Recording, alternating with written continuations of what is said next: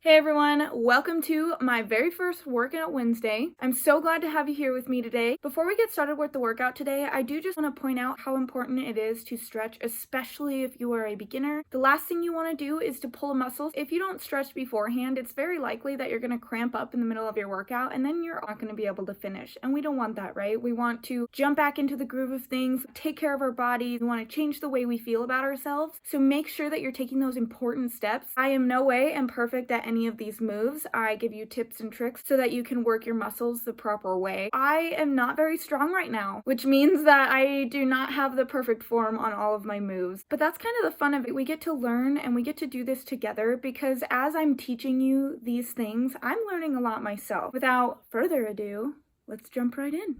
For this first move, you want to be down on all fours with your hands placed directly under your shoulders. You don't need weights. I just like to use them because I have really bad wrists, and this is just a way of modifying this move for myself. So feel free to use the weights if you want, but otherwise I would recommend not using them because you need to keep your back straight and your chin slightly tucked in. Engage your lower abs for stability and keep a 90-degree angle, the best you can anyways. Try not to let your back arch so much.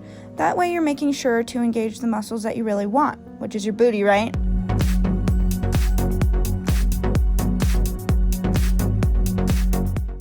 After I'm finished with my donkey kicks, I like to give a little bit of a donkey kick pulse. That gives a last few seconds of engagement to your glute muscles, and it just pushes you a little bit further.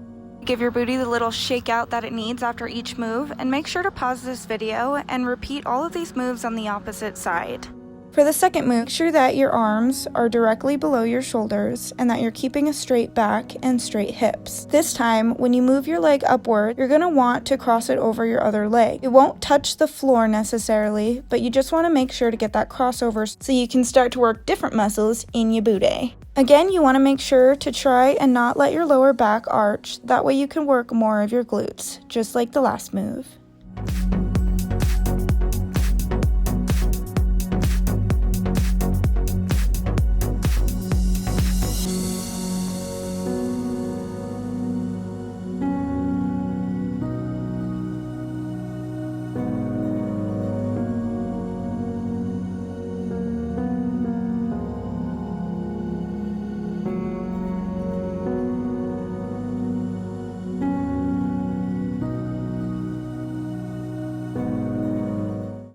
For this move, you want to make sure to keep a tight core and a stable pelvis. This move is great for strengthening your butt, but also for strengthening your core and strengthening your back, which if you're like me and my husband, we both have a lot of back issues. This is great for strengthening those muscles and relieving back pain.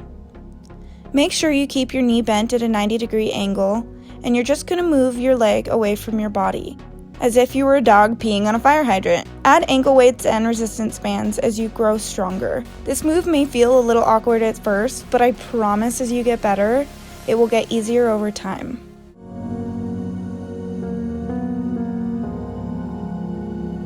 You want to keep your body in this move in the same stance as you would for the previous move from the fire hydrant.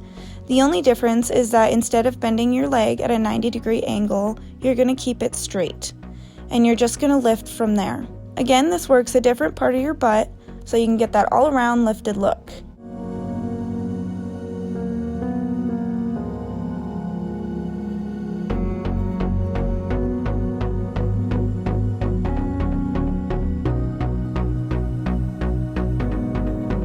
Our final move for today are hip thrusts.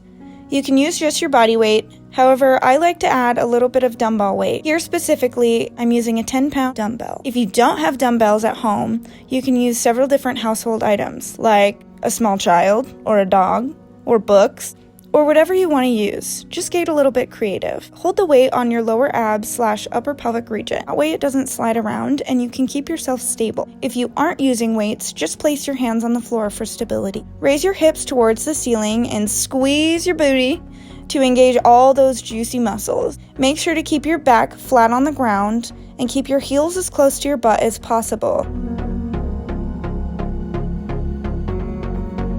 Well, that's it for today's workout. Make sure that you congratulate yourself with playing with your dogs or playing with your kids. My dogs like to attack me during my workouts, and I'm lucky that they didn't get to me before this. Make sure that you stop back in next week, where I will be uploading another video for our next Workout Wednesday.